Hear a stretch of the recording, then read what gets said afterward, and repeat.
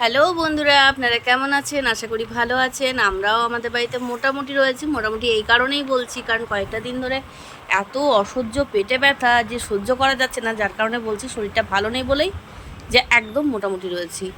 আর এখন সকাল সকাল বেরিয়ে পড়েছি, হাজব্যান্ডের সাথে যাচ্ছি হসপিটালে যাচ্ছি কেন?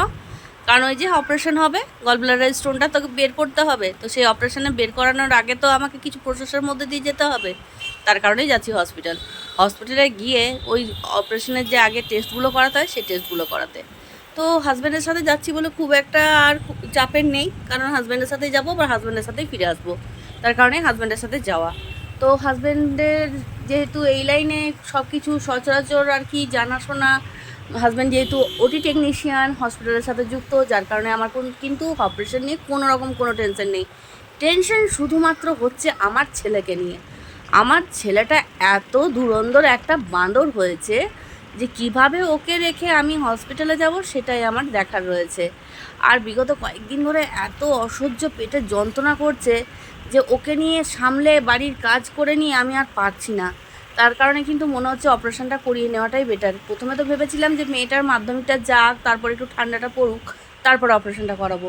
যা গরমটা পড়েছে কয়েকটা দিন, ভাবছি কিভাবে অপারেশনটা করিয়ে আমি রেস্ট করব। তো যাই হোক, এখন ভাবনা চিন্তা করলে চলবে না, যেহেতু রিপোর্ট করানো হয়েছে গলব্লাডার স্টোন কোনো রকমভাবে অন্য প্রসেসে রিমুভ করা যায় না। অপারেশনটাই একমাত্র পথ, তার কারণে কিন্তু আমাকে অপারেশনটা করাতে আমি বাধ্য। তো আমার হাজব্যান্ড বললো, তোমাকে তো যখন অপারেশন করাতেই হবে তাহলে আজকে বা কালকে নয় কেন, এতদিন অপেক্ষা কেন? কোনো কিছু প্রবলেম বেড়ে যাওয়ার থেকে আগে অপারেশন করিয়ে নিয়ে সুস্থ হওয়াটা সব থেকে জরুরি। তো যাই হোক, এখন অপারেশন যখন করাতেই হবে তাই হাজব্যান্ডের সাথে এখন বেরিয়ে পড়েছি হসপিটালে যাব বলে। তো দেখতে পাচ্ছেন গ্যালাক্সি মলটা পেরিয়ে গেলাম। একদিন ভেবেছিলাম এই সপ্তাহের মধ্যে এসে গ্যালাক্সি মলে একটু ঘুরে যাব, মেয়েটাকে নিয়ে এসে চৈত্র সেলে কিছু কিনবো, কিন্তু চৈত্র সেল বলে তো কিছু নেই এখন। তবু ভেবেছিলাম যে কিছু কিনবো, সামনে পয়লা বৈশাখ আসছে, কিন্তু আর একটা দিকে পড়ে গেছি। চিত্রা সিনেমা হলটা দেখুন বন্ধ হয়ে পড়ে আছে। আর এখানে কত সিনেমা দেখেছি, আর এখন একদম বন্ধ। এই চিত্রা স্টপেজটা কিন্তু এই সিনেমা হলটার নামের জন্যই কিন্তু ওই স্টপেজটার নাম কিন্তু চিত্রা হয়েছে। আর সেই চিত্রা সিনেমা হলটাই কিন্তু আজকে বন্ধ, কিন্তু তার স্মৃতিসৌধ হিসাবে জায়গাটা কিন্তু রয়ে গেছে। তো আপনাদের সাথে কথা বলতে বলতে এখন হসপিটালের দিকে যাচ্ছি, আর মনের মধ্যে নানা রকম চিন্তা করতে করতে যাচ্ছি যে অপারেশনের আগে যে টেস্টগুলো করাবো সেই টেস্টের মধ্যে যদি কোনো সমস্যা চলে আসে তাহলে তো আমার অপারেশন পিছিয়ে যাবে। তো যাই হোক না, আর হাজব্যান্ড শুধু বলছে একটু মাথাটাকে ঠান্ডা করো, মনটাকে শান্ত করো, তারপর তুমি টেস্টগুলো করাবে, না হলে কিন্তু পজিটিভের জায়গায় নেগেটিভ আসার সম্ভাবনা রয়েছে। আর যেহেতু সামনে মেয়ের পরীক্ষা রয়েছে সেটার জন্য টেনশন হচ্ছে।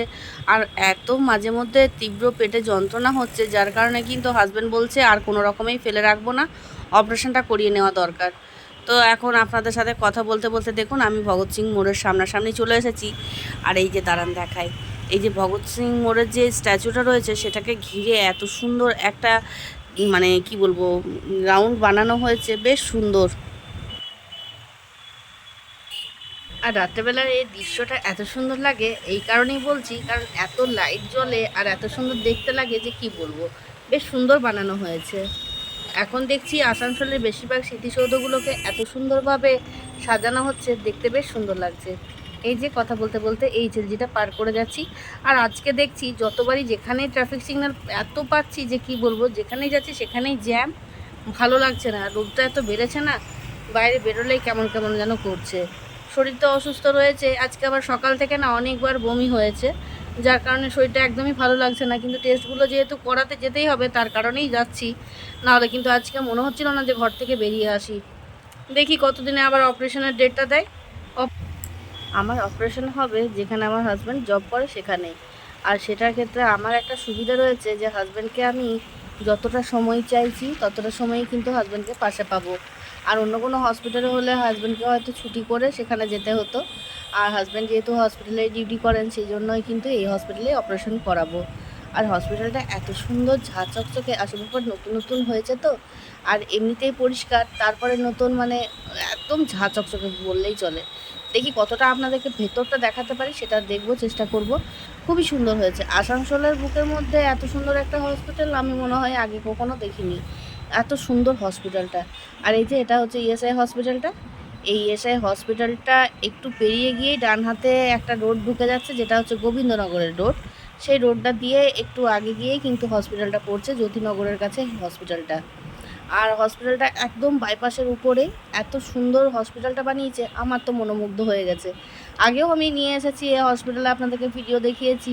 তো আগে হয়তো আপনারা দেখেছেন, তবে আজকে কতটা কি ভেতরে আমি ভিডিও করতে পারবো সেটা বলতে পারছি না, কারণ আমার তো টেস্ট করানো হবে, আমি তো ব্যস্ত থাকবো, সেই সময়টাতে তো আমি আর ভিডিও করতে পারবো না।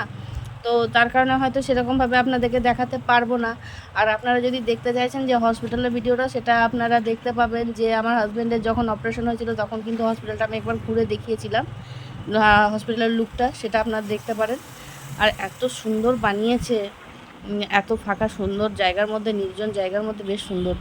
আর যে হসপিটাল, আরও হসপিটালগুলো রয়েছে রোডের উপরে রয়েছে, যেহেতু হসপিটালের পাশ দিয়ে যখন গাড়িগুলো চলে যায় এত বিরক্তিকর আওয়াজ করে, তখন আর ভালো লাগে না পেশেন্ট হয়ে, তখন আর সেই সময়টা কাটানো খুব দুর্বিষহ হয়ে ওঠে। আর যেহেতু এই হসপিটালটা একটু ভেতর দিকে ফাঁকা রাস্তার মধ্যে, তার কারণে কিন্তু কোনো রকম শোরগোল বা কোনো রকম যানজট কিছু নেই, বেশ সুন্দর করেছে। এই যে এই বিল্ডিংটা দেখতে পাচ্ছেন, এই বিল্ডিংটা পার করেই ডান হাতেই পড়ছে হসপিটালটা, খুব সুন্দর। তো দেখুন সামনে চলে এসেছি, এই যে হচ্ছে হসপিটালটা, দেখতে বেশ সুন্দর না? চলুন ভেতরে যাওয়া যাক।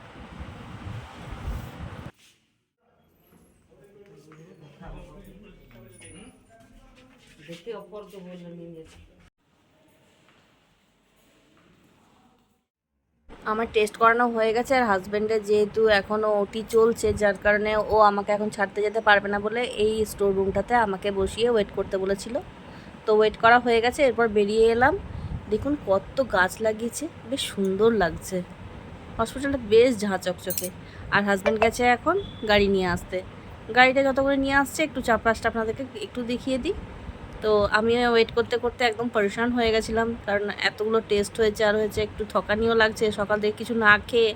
তো এই যে হাজব্যান্ড চলে এসেছে গাড়ি নিয়ে, এরপর বেরিয়ে পড়বো।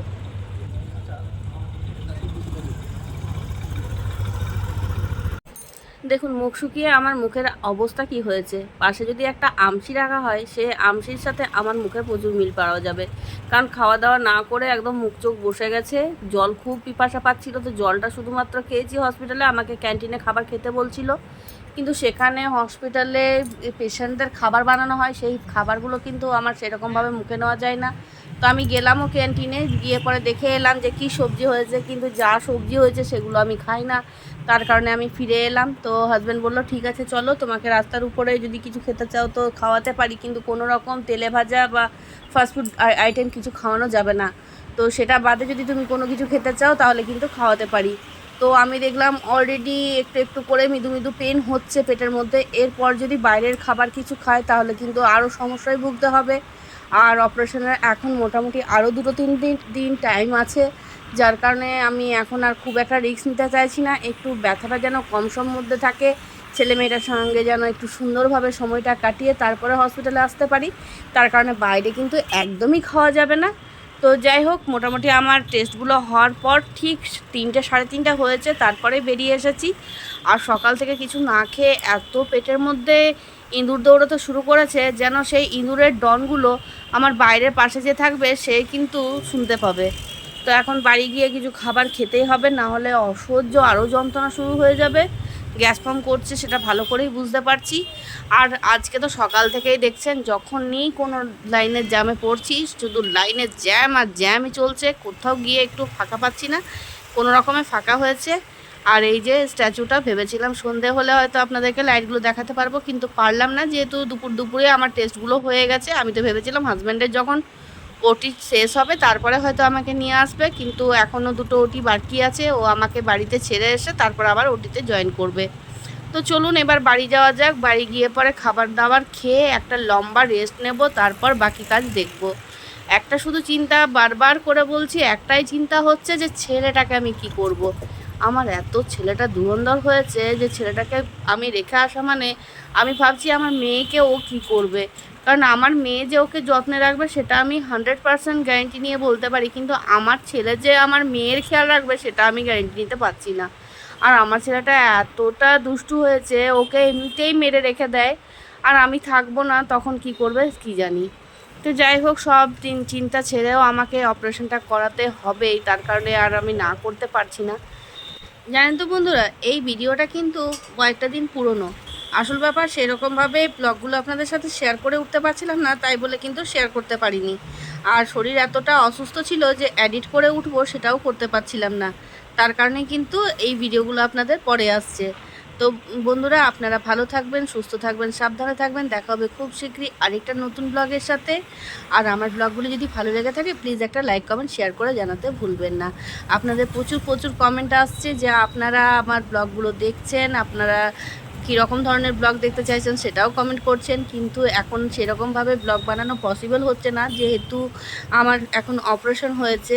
তো এই সময়টা আপনারা একটু বেশি বেশি করে আমার পাশে থাকবেন, তাহলে কিন্তু আমি আবার খুব শীঘ্রই আরও নতুন নতুন ব্লগ আনার চেষ্টা করব।